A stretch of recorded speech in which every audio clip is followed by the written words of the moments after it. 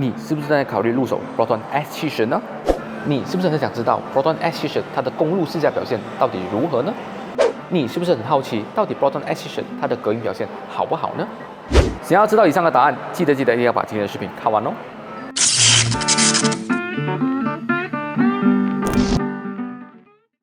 又见面了！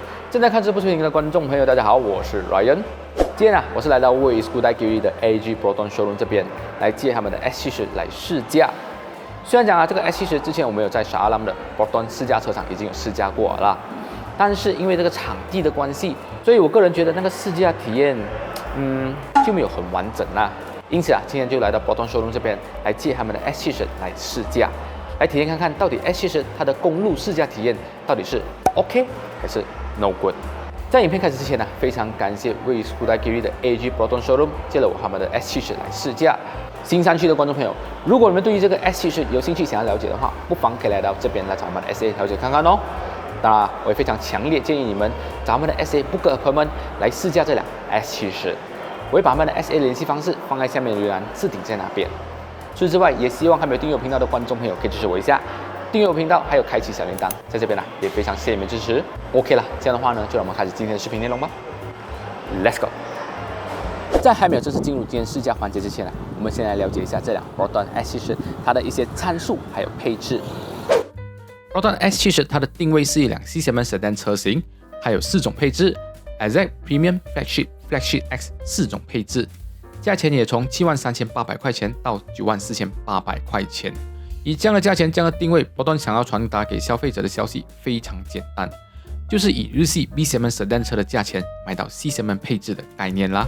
虽然说这个 Proton S70它的定位是一辆 C-segment sedan 车啦，可是它的避震却是采用了前轮 McPherson 后轮 Torsion Beam 的避震设定，这一点就没有像它的同级对手那样采用了 Multi-Link 的后避震设定，这一点我就觉得比较可惜。在动力方面 ，S70 采用了 1.5 三缸涡轮增压引擎，搭配了 7-speed 的 DCT 变速箱。这颗引擎呢，也就是和 X50 同款的 MPI 引擎，最大马力输出150 PS 以及226牛米的峰值扭力。以这样的动力配置确实可以碾压同价位的日系 B-segment sedan 车的对手啦。而且我也有听到一些小道消息说未来 Proton 也有计划可能会把这个 TGDI 的引擎下放在 Hatchback 版本的 S70。但是那款车呢，将会是用于赛事用途啦。至于这个小道消息是否会属实，这一点就交给未来来验证啦。而4个配置的 S70 里面，哪一个是最有性价比的呢？我个人看法 ，Flagship 版本的 S70 是最有性价比的，因为 Flagship 版本的 S70 它的配置通常都是我们日常会使用到的，像是360的环境显示还有 ADAS System 都是我们日常都会使用到的。至于这个 Flagship X也只是比这个 Flagship 版本多了天窗还有行车记录器。这个天窗嘛，我个人觉得在马来西亚这种大热天，这个国家可能就没有什么必要啦。至于这个行车记录器的话，我个人觉得外面会有更好更有性价比的行车记录器可以让我们选择。所以综合以上观点，我觉得这个 Flagship 版本的 S70是最有性价比的。当然，观众朋友，如果你们想要更加了解这辆 Proton S70它的一些参数或者配置，或者是一些比较极端的驾驶体验，你们不妨可以参考我以上2个视频哦。我会把这个链接放在右上方这边。OK， 今天陪我试驾这辆 S70的小姐姐呢，就是我身旁这一位某某。嗨，又是我。你卖 Proton 车这样久了对于这辆 S70有些什么看法呢？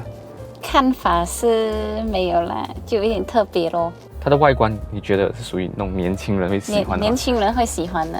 哦，没有昧着良心讲话？没有昧着良心讲话。没有巴士。巴士OK 好。比较多年轻人来看这辆车。当时我出席那个 media launching 的时候啦，他有讲到这个车子就是主打年轻人的市场，这样子的行销策略来讲的话，是一个全家桶来的。你看年轻人，你刚刚出社会，你可能家里有一点钱就 support 你买一下 S70 ，OK， 然后当你结了婚，可能有一个孩子，你就把你 S70 卖掉，换成 X50，有没有道理？有道理是吧？可能你结婚了几年过后，有几个孩子，你就把你的 X50 卖掉，买 X90。没有这样快，还没这样快，先换成 S70。可能你孩子再大一点了，可能你的孩子可能几个已经有10多岁了，再把你的 S70 卖掉，换成 X90，是是不是全家桶来的？对，所以波顿这个策略厉害啊，高明啊，卖你一世人的车啊，等到你做阿公的时候就另外一款车啊，新的车啊，所以这个就是波顿的策略。啊，言归正传，今天我们要加这个 S70，因为这辆车呢，其实之前我在小阿拉门试驾过啦，所以对于它的操控性，我觉得是不错的。只是讲今天我们要试驾的专注一点在于它的隔音表现跟它的公路试驾体验如何。现在我们就上路试驾 ，Let's go。OK， 现在我们来到就是 Eco-Botanic 的 Highway 啦，所以现在我们就一脚油门下去。OK， 我要先试一下绕保先。之前在小阿拉门试到它这个麋鹿测试啊，这些操控性我觉得是不错啦，但是当时候就没有试到很大的那种curve啊那些东西，所以我们来测试一下它的绕报，它的 body roll 如何。紧张哦，紧张，我觉得 OK 啦 ，OK， 加一点速度。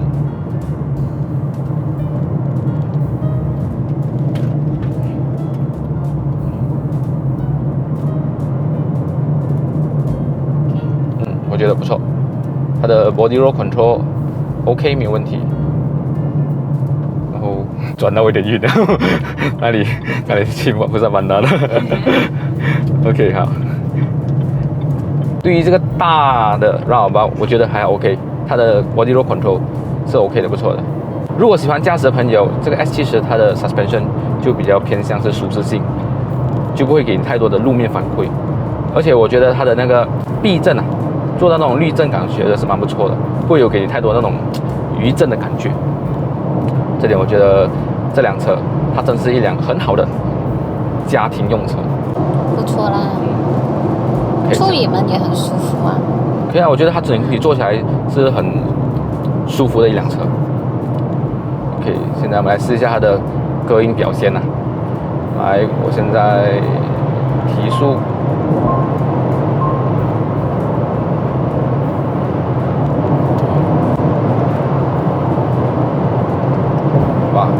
这辆车的提速表现呢，我觉得是蛮不错的啦。如果是讲要 compare 的那个 Vios 啊 Honda City 来讲的话，这个提速感真的是没有的好些呢。真的 DCT 啊，像你一脚油门下去，它的那个提速感就来了。Alpha 都3年。是哦，会有那种 lag 的感觉嘞，我觉得 OK 嘞，这个提速感。很顺哎。很爽。至于它的隔音表现来讲，当100的时候啦，风噪是没有这样大声，它可能到了150、130、150的时候，就比较有明显的风噪跟那个胎噪。这一点来讲，我觉得还是可以在接受范围之内的，因为比起之前 X50是来得更加的好。X50当时候好像是90、100就有风噪了吧？对。对 ，Proton 在这个风噪的隔音表现上面呢，我觉得它是有进步的，对于这样 S70来讲。不错，我们换去 Sport 模式来试驾一下。现在就是 Sport 的。哪些 Sport？哦，可以来，给点油门。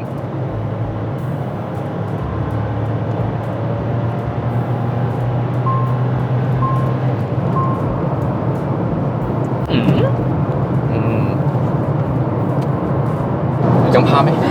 有点紧张。有点紧张。是，确实。它的那个油门反应会比较明显，更加的明显。是。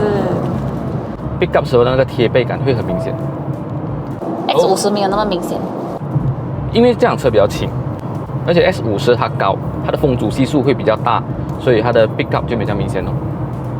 所以sedan车的好处就是它的 aerodynamic 会比较小，就比 SUV 来的好了，它的那个风阻系数。所以如果是说在 highway 来讲，两颗相同的引擎，两颗相同的这个 MPI 的引擎来讲的话，如果比加速啦 ，S50跟这个 S70啦，大多数都是这个 S70会赢，因为风阻系数这个是一个天生的，就好像一个很胖的人跟一个很瘦的人比赛跑，虽然讲他们的高度是一样的啦，可是他们的身体的大小就会影响到他们的他的那个速度。只不过有一个东西我不太喜欢，就是它的那个 ADAS system 哦，它的 lane keep 哦，真的是可以关掉的嘛？可以关掉的。他一直在跟我对抗嘞，我只要拉过去一点，他就好像移回来，一直移回来，就有点跟你 fighting。当然了，这个是一个 safety issue 啦，而且这一次这个 Proton 的这个 ADAS system 也做到蛮不错的。当时我在那个沙拉姆试驾的时候，真的是有给他惊艳到他的那个 DRCC 跟车系统。Kia 下面，你不知道你很大量咩？喜欢驾慢慢要驾在外面这条路啊。是哦。很多车都降了这边。昨天有一个笑话，Toyota Vios 驾90在左边的 lane， 结果被 Honda City 嘲笑驾得慢。重点是他驾90驾左边的 lane 没有错啊。是。Honda City 叫他慢，笑他慢哦。所以买 S70就不会有这样的问题，因为它比 Honda City 跟 Toyota Vios 来得更加的有力。刚刚在试驾的时候，我也有跟嬷嬷聊到关于这个 S70它的 service 价钱。嬷嬷说啊，这个 S70它的 normal service 价钱大概是介于300到400块钱，10万公里的 service 价钱也不会超过500块钱。这些价钱呢，你们都可以在 Proton 的官网上面可以查询得到。至于如果现在订车的话，大概需要等多久才可以拿车呢？嬷嬷跟我讲啊，现在订车的话，大概需要等3到4个月才可以拿到车。所以新山的观众朋友，如果你们有兴趣想要入手这辆 Proton S70的话，你们都可以在这个影片下面的留言栏找到嬷嬷的联系方式，你们可以联络他，了解更多关于这个 Proton S70它的详细信息啦。好，试驾了这辆 Proton S70啦，这个 Proton 最新出的这个 sedan 车啦，这个 on the road 的表现，首先对我来讲的话，如果是说你有这个9万多块的预算，你想买一辆 sedan 车，你想要考虑一辆动力表现比较强劲、坐起来很舒服的这个 sedan 车来讲的话，我觉得 S70是一个不错的选择，因为它的动力表现真的是超过它的对手，它就是要一辆 C segment 的车子，然后以 B segment 的价钱卖给你 C segment 的车子，所以这样子的动力表现来讲的话，我是觉得它是真的是比 Honda City 跟Toyota Vios 来的更加的强劲啊，而且它的空间感坐起来也真的很舒服，它不会有那种很闭的感觉，再加上呢，它有很多蛮不错的东西，像是这个音响主机，我觉得它的显示蛮高清的，然后很多 setting 是可以在这边做当然这辆车有它的缺点吗？有，它太过简化了，把一些button去简化掉，好像刚刚我要找 Sport Mode， 我必须要从这边拉出来，它没有一个按钮，还要看这边。对，可是这个东西哦，你被警察抓到啊，也是中3万的之前有人中过3万的，你在驾驶的时候其实是不可以操控荧幕的，这个是在马来西亚的交通法律里面是会中3万的，所以因为太过简化的关系，它有些东西的操作就可能没有太过人性化了，就不方便，所以这一点来讲，我觉得是这辆车的缺点。但是以9万多块来讲，买一辆有天窗有 ADAS system 的这辆车，然后动力表现就不错的话，真的 S70没有对手啊，太硬完了。是他没有对手啊。所以对这个 Proton S70有兴趣想要了解的观众朋友，你们不妨可以来到位于 Skoda Kiwi 的 AAG Proton Showroom 这边来找我们的默默小姐。有没有 offer？ 有，你来找我就跟你讲 offer 嘛。要找我先，这里不可以讲。那 offer 会够力一点吗？很够力。很够力啊。commission 给完了。给完了我听你讲先啊。你们讲，等有人来找我就跟你讲。So 对这辆车有兴趣的，记得要找我们的默默小姐姐啦。当然，也希望观众朋友可以支持我一下，订阅我频道，还有开启你们的小铃铛。在这边呢，也非常谢谢你们支持。OK 啦，今天的视频就到这里了，我们下期的视频再见啦，拜拜。